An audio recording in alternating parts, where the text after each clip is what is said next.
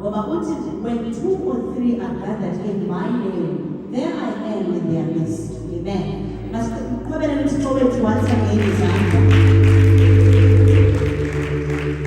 Zingaba zizandla siqhubele ukuthi the one that created us, the one that breathes into our nostrils, the hallelujah. There we go, Sister. Smile.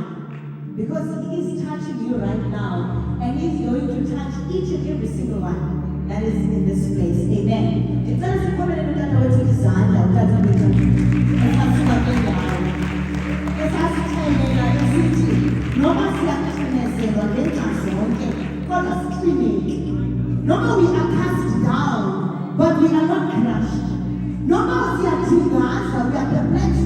God, we are not in despair. Because we serve the wonderful God. I will never leave you, not forsake you. We serve that wonderful God.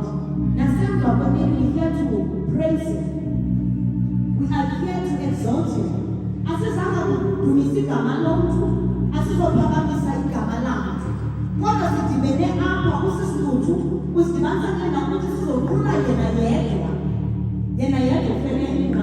Amen. Just our therapy, if we visit to this stage to buy. Hallelujah. Over to you, babies.